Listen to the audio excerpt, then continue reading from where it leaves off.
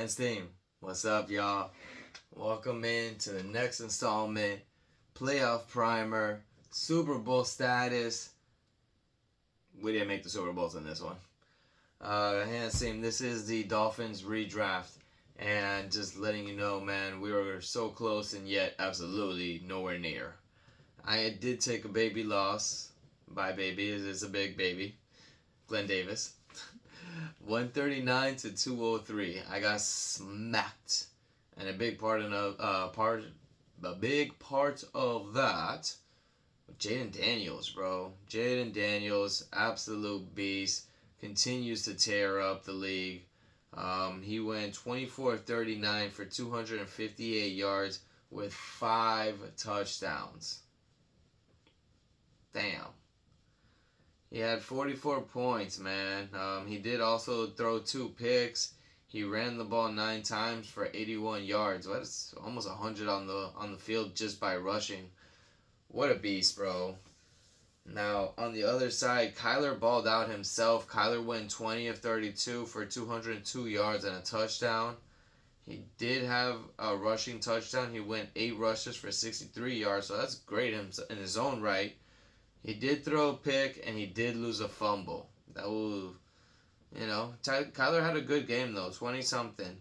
It just wasn't Jaden Daniels, 44. Granted, I will take that. I'm happy with it.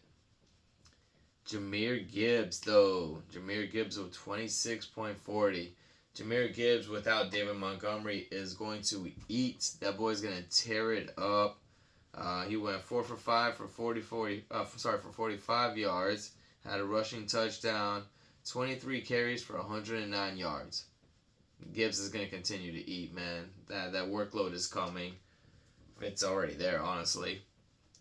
Now, Josh Jacobs, 20 points, 13 carries for 69 yards, a touchdown, and he caught all 4 of his passes for 38 yards. Appreciate you, Josh. Consistent as always, dog. I need them points. Wish I had more of them.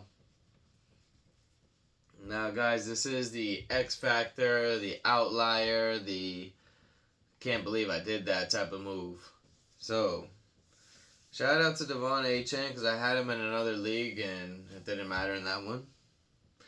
But shout out, 32 points, man, 17 carries for 120 yards, beast. He had a touchdown. He went 6 for 7 on his passes. Absolute monster, man. Now, going to the other side of that, Patrick Taylor with 3 points. Yo, what are you doing, dog? He went 8 for 24, 1 for 5 for a yard.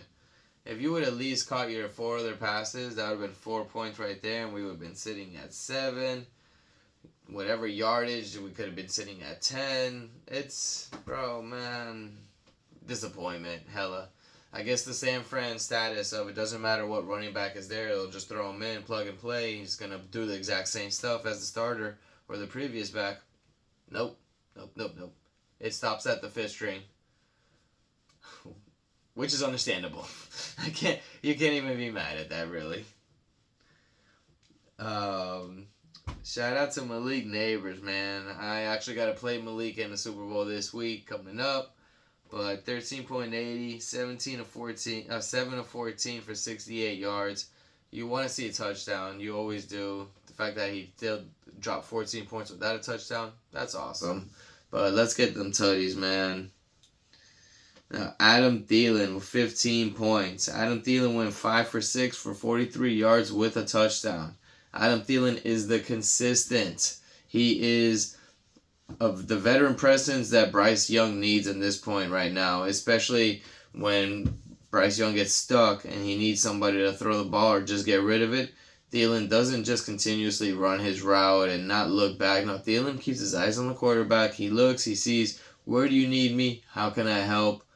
Got you, fam. And he'll go back to the ball if need be. That's just Adam Thielen. DJ Moore with 14. DJ Moore had a carry for 2 yards, but his big damage was 7 receptions off 10 targets for 66 yards. Or 68, I'm sorry. DJ Moore is nice, man. Caleb Williams really isn't. It's just hard to call. Chicago's offense even with their offense being stagnant and doesn't look like they're doing anything, DJ Moore continuously puts up points.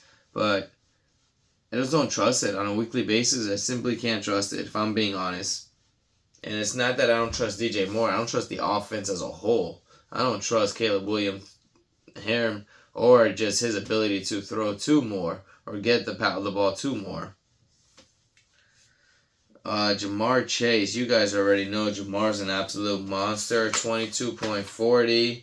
Jamar ended up doing a 1 carry for 7 yards. He did catch 6 passes out of 8 targets for 97 yards and a touchdown. So it was a modest, quiet game for him, and he still dropped 22. So I appreciate you. And then next is Brian Thomas Jr., 29.20. BTJ, honestly, you guys heard me talk about this before, but he might be the best rookie this year. I know the conversation is between Malik Neighbors, BTJ. Some people say Marvin Harrison, but honestly, at this point, you gotta say Ladd McConkey. As for wide receiver rookies, Marvin Harrison at the end, I guess he had the blow up game, but I can't think of anybody else. Tough call. BTJ, he ended up going 9 for 13 for 132 yards and a touchdown. He's a monster, man. Kid's a goon. And especially on a horrible offense, he comes through, he makes plays. He gets the chains moving when they have literally nothing to do. And he's also one of the reasons why I lost. Nah, it wasn't that bad. So he went against Garrett Wilson. Garrett Wilson went 6 for 7 for 54 yards. He had 11 points. It is what it is, man. Dalton Kincaid, though, 5.50. 4 of 7 for 15 yards. All right. Brenton Strange, 2 points. Yeah, 2 catches. Trash. Wow, man. Yeesh. That hurts a little bit, to be honest, Hans team. Keandre Miller, I was really expecting. I know you weren't going to give me Alvin Kamara numbers. I know you weren't going to give me that Alvin Kamara-ish status, and you were around that area per se, but, dog, 5 points? He went 8 carries for 15 yards. Fuck, that's bad. He did catch all of his passes, but he only got 2 passes, 16 yards. Terrific. That's just annoying, man. You expect more. I could have played Madison. I wouldn't have won regardless. I would have still lost, but it's just the points, man. It's the points.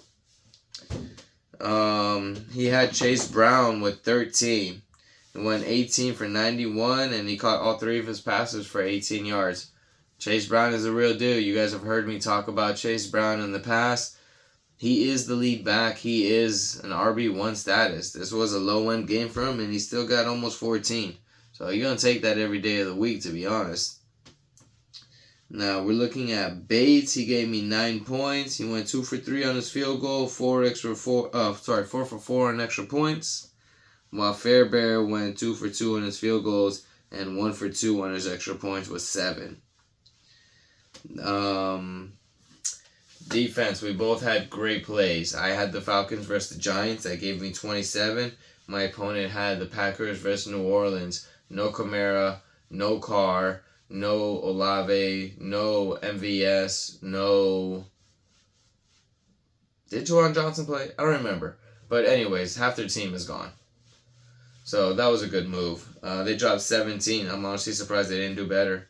Thankfully, they didn't. But Hans team, if we're looking at the bench, Garendo, Kamara, and Tillman with 0. Josh Downs with 15 and Alexander Madison with 15. So if I would have played Madison in front of Taylor and I would have played Josh Downs instead of Miller, that would have been 30 points. You minus the 8. So it would be 131 plus 30. So it would have been 161. It wouldn't have mattered per se. Saints with -2. He had Charbonnet with 3, Coker with 2, Mooney with 13, Freiermuth with 6, and the Bills' defense with 14. So, I mean, there's not much he could have done with that either. Could have played Mooney nowhere. So, yeah, Ants team, that is it. Unfortunately, baby, this is Fat L. This is the ending of the recaps for the Dolphins redraft. I guess no, it's not the ending. We're still battling for third place, and we're still trying to see if we win our money back. So we got one more coming loading. But regardless, Ants team, I'm out, y'all. Good luck, man. Let's get these dubs. Hopefully, y'all are in the Super Bowls. Man, hats off to y'all. Good luck, bro. We're trying. We are trying. I wish I was trying harder. I wish I tried harder. I wish my players tried harder. Whatever. Ants team, I'm out. Be easy, y'all.